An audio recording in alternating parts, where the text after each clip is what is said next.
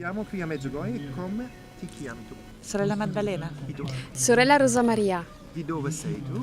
e vengo dalla Svizzera come fraternità, sono originaria di Milano. Di tu? Io vivo nella fraternità di Verona e sono originaria della Sicilia. E quante volte sei stato a Medjugorje? 4. 4 e tu? 3. 3. E perché eri attirato a venire a Medjugorje? Perché eri attirato a venire a Medjugorje? Ma questa volta in realtà mi è stato regalato il viaggio, Ah, però tutte le volte che vengo a Medjugorje sono attirata ad incontrare Maria come madre. di tu? Anche per me ugualmente è stato un regalo che mi ha fatto la Madonna attraverso insomma, la mia fraternità e il mio desiderio grande era quello di un incontro speciale con la Madonna dove qui può avvenire. E dove e quando hai sentito parlare per la prima volta di Medjugorje? E da dei miei amici 20 anni fa.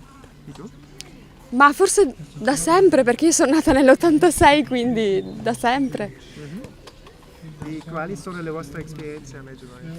Ah, bellissima, si respira il paradiso, si respira il cielo, si respira la semplicità della vita.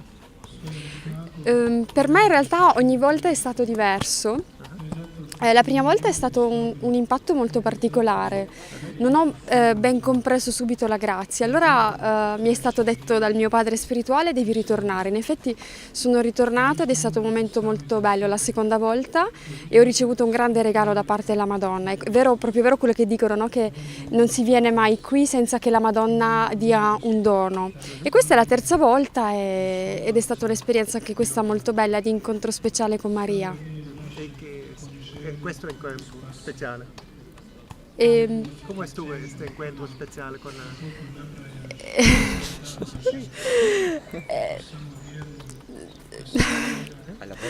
Sì, diciamo che magari uno arriva qui con certi pesi, no? Con certe situazioni che vive, anche le croci, no? Che ci portiamo. E qui è come la Madonna, è come se per un momento ti dà un sollievo, no? Si fa sentire vicina e ti dice guarda, non sei da sola, no? Ci sono io che la porto con te questa croce, ci sono io che sono la tua mamma e non ti lascio mai, no?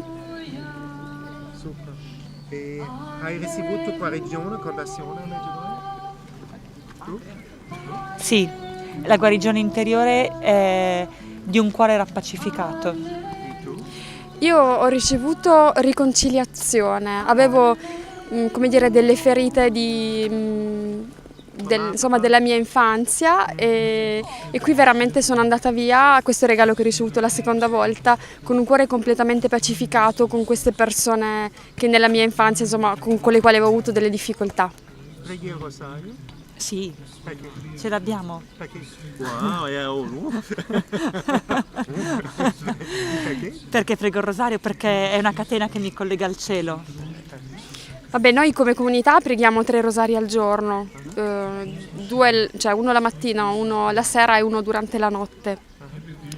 E perché lo prego da quando sono bambina, in realtà da quando ho 10 anni, perché ho avuto questa grazia insomma, di amare la Madonna fin da piccola e per me è stato sempre un entrare in relazione profonda con lei, cioè pregando il rosario io la sentivo viva nella mia preghiera ma poi mi accompagnava in tutta la mia vita.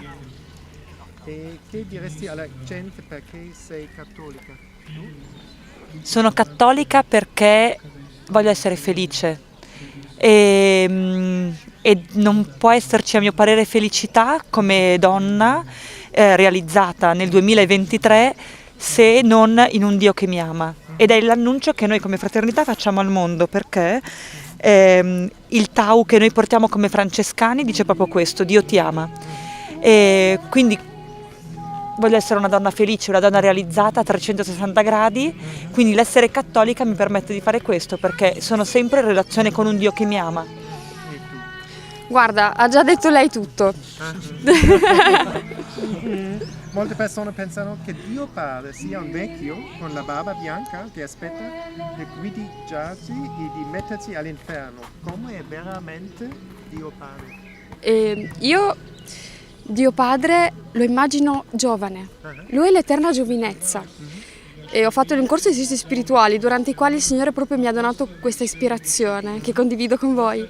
Dio Padre è giovane, è un'eterna giovinezza, no? ed è un papà giovane che ama i suoi figli piccoli, perché noi siamo tutti piccoli ai suoi occhi, e sempre li aspetta, sempre li cerca. Anche Gesù ce ne parla nei Vangeli, no? La parabola del pastore che cerca la pecorella, la parabola del padre misericordioso che aspetta con ansia che il figlio ritorni. Quindi è proprio un papà che ci guarda dall'alto e guarda i nostri passi, è sempre pronto ad accoglierci e soprattutto a rialzarci quando cadiamo. Cosa diresti alle persone che hanno paura di confessarsi? Potrebbero pensare cosa pensa il sacerdote di tutte le cose brutte che può fare? Beh, Dio è misericordia e un cuore misericordioso ha compassione di un cuore misero, che siamo noi.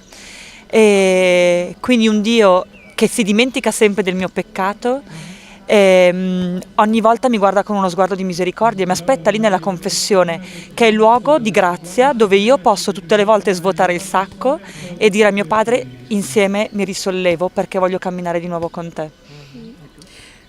Allora, io penso che ogni volta che ci confessiamo, veramente il Padre ci abbraccia, c'è questo abbraccio del Padre forte, forte, forte, forte, no?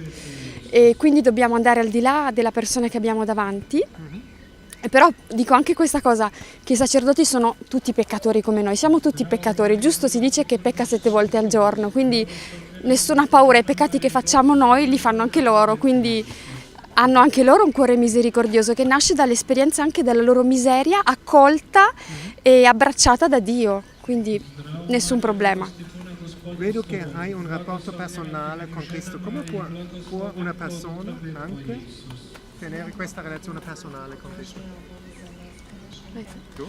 Allora, innanzitutto credo che sia una grazia, non è un merito mio, è una grazia che Dio mi ha fatto di essere sua figlia. E poi sicuramente frequentandolo, io se mi innamoro di una persona nella vita normale, una coppia sta insieme perché si conosce, si frequenta, io sto insieme a Dio e cerco di stare il più possibile con Lui, nella frequentazione con te che in questo momento mi sta intervistando, nella frequentazione dei miei fratelli e sorelle e poi nel privilegio di poter vivere la vita dei sacramenti, quindi nell'Eucaristia per eccellenza, nel Santo Rosario perché la Madonna mi porta suo figlio e negli incontri che la vita mi offre. La vita è fatta di incontri. Beh, ha già detto abbastanza lei, dico solo che è importante ogni giorno parlare con lui in un cuore a cuore, cioè lui è una persona viva e come tale quando si ha un'amicizia oppure quando si ha una relazione particolare, se non ci si incontra, non si parla, questa amicizia, questa relazione non si alimenta, quindi la preghiera che sia un incontro d'amore con lui. Vi dobbiamo lasciare perché sì. stanno aspettando. Grazie per questa bellissima intervista. A voi. A te. Ciao, ciao.